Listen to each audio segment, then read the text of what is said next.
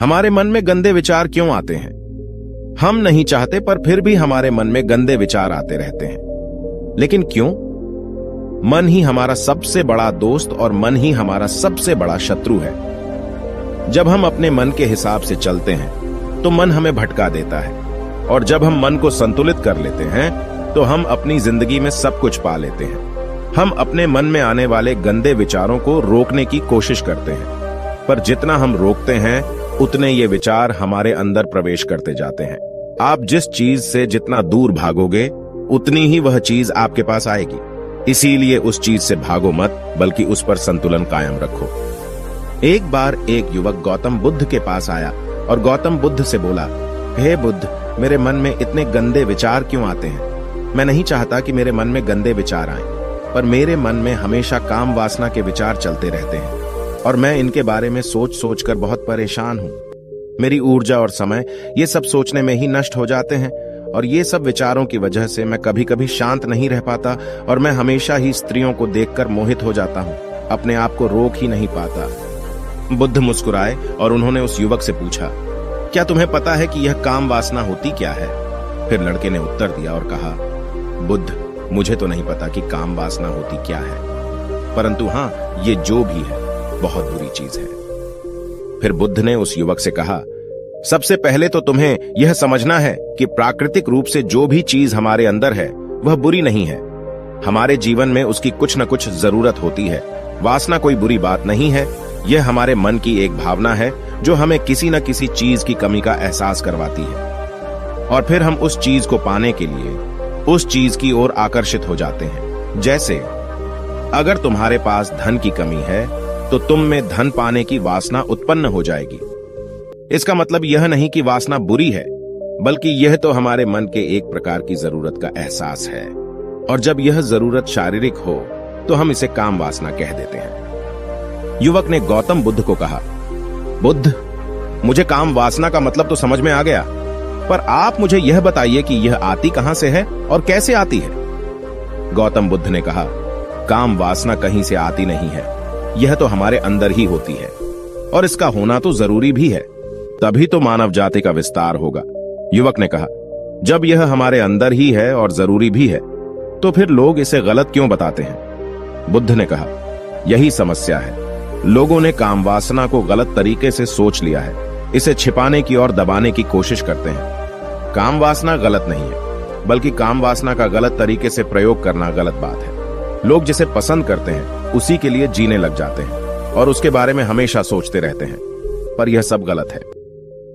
बुद्ध ने युवक से कहा, क्या तुम्हें पता है कि जानवरों में भी काम वासना होती है?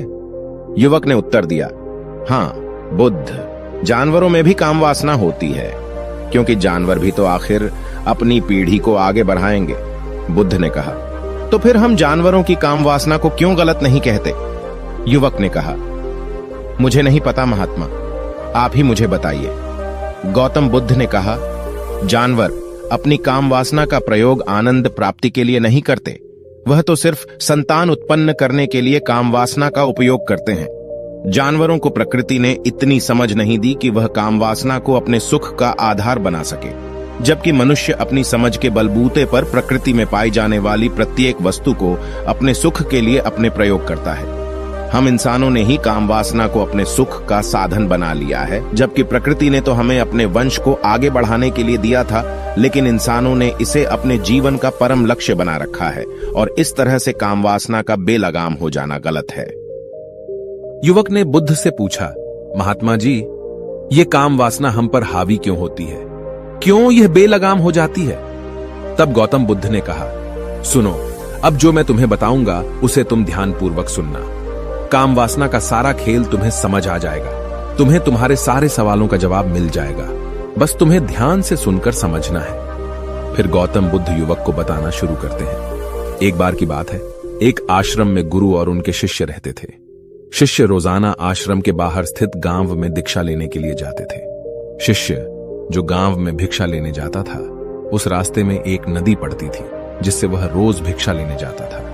एक दिन उसने देखा कि एक लड़का पेड़ के पीछे छिपा है। उसने लड़के के पास जाकर पूछा, भाई, तुम इस पेड़ के पीछे छिपकर क्या देख रहे हो? लड़के ने कहा, अरे तुझे नहीं दिख रहा क्या कि मैं क्या देख रहा हूं? तब शिष्य ने नदी की तरफ देखा तो वहां पर कुछ लड़कियां पानी भर रही थी। लड़कियां 15 साल की होंगी। तब शिष्य ने लड़के से कहा, अरे भाई, वहां पर तो लड़कियां पानी भर रही हैं, इसमें छिपकर देखने वाली क्या बात है? तब वो लड़का शिष्य की तरफ देखकर उससे कहता है, अरे पागल, तुम्हें दिखाई नहीं दे रहा क्या कि मैं क्या कर रहा हूं? वह परियां कैसे नदी से पानी निकाल रही है। जरा उनकी अदाओं को देखो, उनके कोमल शरीर को देखो, उनकी पतली कमर मटके को उठाते समय कैसे बल खाती है, और उनके बाल उनकी कमर पर कैसे लहरा रहे हैं, मानो सुंदरता बिखरी पड़ी हो। शिष्य फिर नदी की तरफ देखता है और इस बार वह देखता ही चला गया। अभी तक तो उसे कुछ भी नजर नहीं आ रहा था और वह बिल्कुल निर्भय था।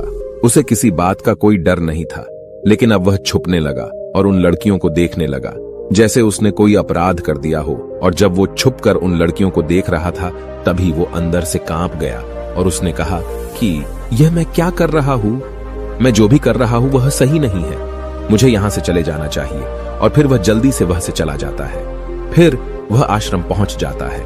आश्रम जाकर वह अपने कार्यों में लग गया, लेकिन जो अभी वह देख कर आया था वही उसकी आंखों के सामने बार बार आ रहा था।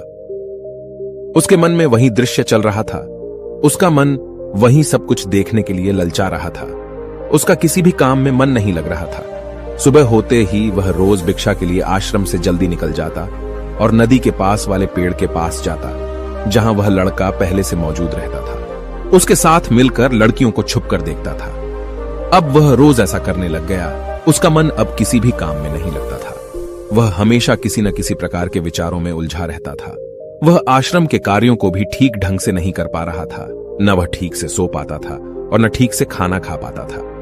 उसका मन बेचैन सा रहता था। उसका मन बार बार उन लड़कियों के सौंदर्य को देखने के लिए ललचाता था। जब गुरु भिक्षा देते तब भी उसका मन कहीं और विचारों में खोया रहता था। गुरु ने अपने शिष्य की इन हरकतों को देखा।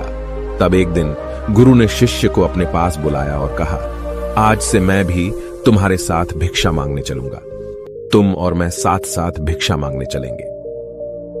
तभी शिष्य ने गुरु को मना करते हुए बोला, नहीं गुरुदेव, आप परेशान क्यों हो रहे हो? मैं अकेले ही ठीक से भिक्षा मांग सकता हूं। गुरु ने शिष्य से कहा, ठीक है, तुम अकेले ही भिक्षा मांगने जाओ। इसके बाद शिष्य भिक्षा मांगने निकल गया। शिष्य के जाने के बाद गुरु भी आश्रम से निकल गए और शिष्य का पीछा करने लगे कि वह कहां जाता है, किससे मिलता है। यह सब देखने के लिए उसके पीछे पीछे चलने लगे। थोड़ी दूर जाने के बाद गुरु ने देखा कि उनका शिष्य एक लड़के के साथ एक पेड़ के पीछे अपराधी की तरह छिपा हुआ है और छिपकर कुछ देख रहा है। गुरु भी अपने शिष्य के पीछे जाकर खड़े हो गए, यह देखने के लिए कि आखिर उनका शिष्य क्या देख रहा है जिसके लिए वह पेड़ के पीछे अपराधियों की तरह छिपा पड़ा है। गुरु ने देखा कि उनका शिष्य पेड़ के पीछे छिपकर लड़कियों को देख रहा है जो नदी से पानी भर रही है। तभी गुरु ने शिष्य से कहा, क्या तुम लड़कियों से भी भिक्षा लोगे? गुरु की आवाज सुनकर शिष्य का मन घबराया और उसके पसीने छूटने लगे। वह थर थर कांप रहा था, जैसे किसी चोर को पकड़ते समय रंगे हाथों पकड़ लिया हो। उसकी हालत खराब हो गई। वह कुछ भी नहीं बोल पा रहा था। वह लड़का जो शिष्य के साथ था वहां से भाग गया, जिससे शिष्य और भी घबरा गया था। उसके मुंह से कुछ टूटे फूटे शब्द ही निकल रहे थे। वह अपने गुरु से भी नजर मिलाने का साहस नहीं कर पा रहा था।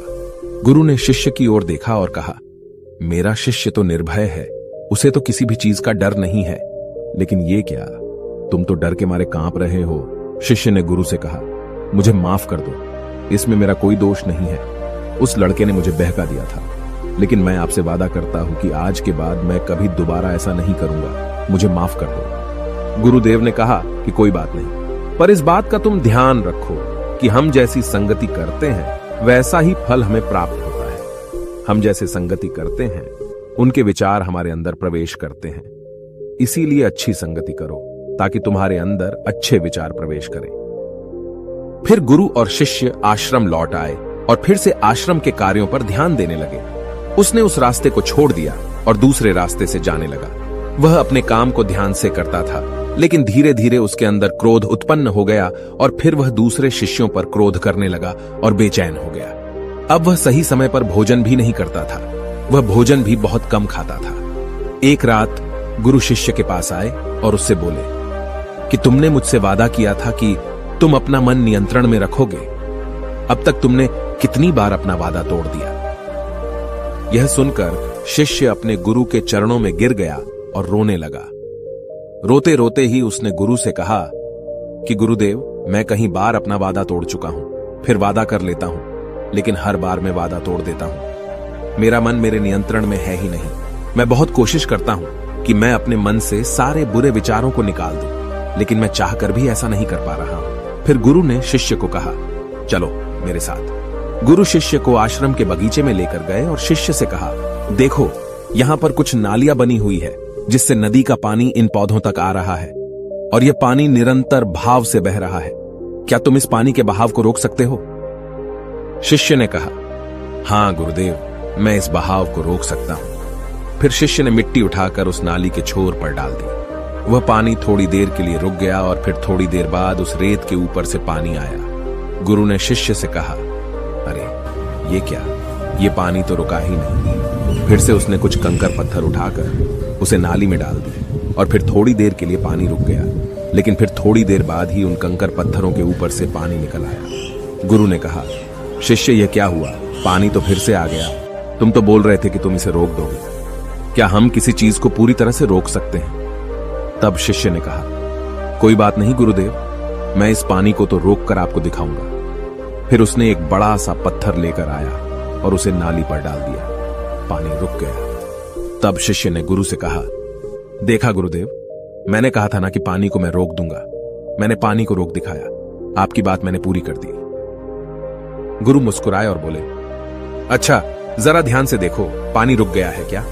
वो तो पीछे की नाली तोड़कर बाहर आ गया और अगल बगल से बह रहा है। और ध्यान से देखो, इस पत्थर के आगे भी आ गया और यह पानी अपना रास्ता बदलकर फिर से आगे की तरफ बह जाएगा। फिर थोड़ी देर बाद ऐसा ही हुआ। फिर गुरु ने शिष्य को समझाया, तुम्हारे साथ भी तो ऐसा ही चल रहा है। तुम बार बार प्रयास कर रहे हो, बड़े से बड़ा प्रयास कर रहे हो, पर हर बार तुम्हारा प्रयास टूट रहा है और यह हमेशा टूटता ही रहेगा। यह पत्थर तुम्हारा प्रयास है और यह पानी तुम्हारे विचार। तुम कितना भी बड़ा पत्थर रख लो, लेकिन पानी तो अपना रास्ता बना ही लेगा। यह देखकर शिष्य ने पूछा, हे गुरुदेव, क्या कोई तरीका नहीं है जिससे मैं गंदे विचारों से बाहर निकल सकूं? गुरु ने कहा, एक तरीका है। यह पानी जिस नदी से आ रहा है, तुम वहां से इस पानी का रास्ता ही बदल सकते हो। गुरु शिष्य को एक नदी के पास ले गए जहां से उस बगीचे में पानी आ रहा था। गुरु ने शिष्य से कहा, वो पानी इसी नदी से जा रहा है। अगर हम यहीं से उसका रास्ता बंद कर दें जहां से पानी बगीचे में जा रहा है, तो क्या हम पानी को रोक नहीं सकते? शिष्य ने कहा, हाँ गुरुदेव, अवश्य ऐसा हो सकता है। मैं इस पानी को यहीं से बंद कर देता हूं। तब आगे की नाली में पानी जाएगा ही नहीं और फिर बगीचे में पानी ही नहीं जाएगा। फिर गुरु ने कहा, शिष्य अगर पानी बगीचे में नहीं जाएगा तो पेड़ पौधों को पानी कहां से मिलेगा? उन पेड़ पौधों को तो पानी की आवश्यकता है। फिर शिष्य ने विचार किया और कहा, मेरे मन में तो यह बात आई ही नहीं, इस पानी का बगीचे में जाना जरूरी भी है। गुरु ने कहा, और उन पेड़ पौधों में कुछ ऐसे हैं जिनको रोज पानी की आवश्यकता है, वो तो मुरझाकर मर ही जाएंगे। पानी तो हमें खोलना ही होगा। शिष्य ने गुरु की बात सुनकर पानी का रास्ता खोल दिया। तब गुरु ने पूछा, अगर हम इस नदी के पूरे पानी को बगीचे की तरफ मोड़ दें तो क्या होगा? शिष्य ने उत्तर दिया, गुरुदेव, वहां पर जितने भी पेड़ पौधे हैं वो सब गलकर नष्ट हो जाएंगे और वहां पर कुछ नहीं बचेगा। गुरु मुस्कुराए और बोले, तुम इस बात को समझो, हमें किसी भी चीज को रोकना नहीं है, बस हमेशा संतुलन बनाए रखना है। कम पानी से भी पौधे नष्ट होते हैं और ज्यादा पानी से भी पौधे नष्ट होते हैं। हमारा जीवन संतुलन से ही चलता है। गुरु ने शिष्य से कहा, अगर मैं तुम्हें कुछ कहूं कि तुम आम के बारे में मत सोचो, तो तुम्हारे मन में सबसे पहले किसका चित्र आएगा? शिष्य ने बोला, गुरुदेव, मेरे मन में तो पहला चित्र आम का ही आएगा।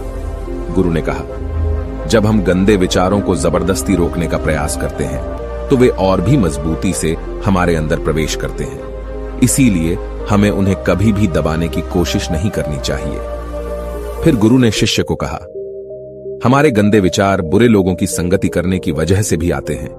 कभी कभी कामुकता हमारे अंदर होती नहीं है, लेकिन कुछ अश्लील लोगों के साथ रहने की वजह से ये हमारे अंदर हावी हो जाती है। फिर शिष्य ने कहा, गुरुदेव, आप सही कह रहे हैं, मैं अपने मार्ग से भटक गया था। फिर वह शिष्य उस रात बहुत ही चैन की नींद सोया। सुबह अपने कार्यों को पूरे मन से किया और फिर सुबह वह भिक्षा लेने के लिए उसी रास्ते से गया जहां वह लड़का आज भी पेड़ के पीछे छुपकर उन लड़कियों को देख रहा था। वह शिष्य उसे नदी पर गया जहां वह लड़कियां पानी भर रही थीं। उसने उन लड़कियों से पानी मांगा और उन लड़कियों में से एक लड़की ने उसे पानी पिलाया और उसे शिष्य के चरण छुए। शिष्य ने उसे आशीर्वाद दिया कि तुम्हारा कल्याण हो, जिससे कि मानसिकता सकारात्मक ऊर्जा से भर जाए। उसके चेहरे पर मुस्कान आ गई थी, जैसे कि उसे कुछ खोया हुआ वापस मिल गया हो। वह वापस अपने रास्ते से जाने लगा। तभी पीछे से वह लड़का आ गया जो पेड़ के पीछे छुपा हुआ था। वह शिष्य के पास आया और बोला, क्या बात है, आज तो तुमने नजदीक से दर्शन कर लिए, तुम तो मुझसे भी आगे निकले। तब शिष्य ने कहा, हम हमेशा दूसरों के दर्शन करने में ही व्यस्त रहते हैं, अपने दर्शन कर ही नहीं पाते। तुम कब तक इस पेड़ के पीछे छुपाते रहोगे? किसी को पसंद कर लो, उसे बोल दो। अगर वो भी तुम्हें पसंद करती है तो शादी कर लो और उससे पहले तुम कुछ बन जाओ। अपने आप को पहचान लो, ऐसे अपना समय बर्बाद मत करो। फिर वह लड़का रोज उस शिष्य से मिलने लगा और उसने लड़के को नदी पर न जाने के लिए प्रेरित किया। और फिर वह लड़का अपने जीवन में कुछ बनने के लिए संघर्ष करने लगा। तो तुमने देखा कि संगति का असर क्या होता है। अपनी संगति बदलो, अपने विचार बदलो। गुरु ने शिष्य से पूछा, क्या तुम्हें अपने सभी सवालों का उत्तर मिल गया? तब शिष्य ने कहा, हाँ महात्मा जी, आपका धन्यवाद।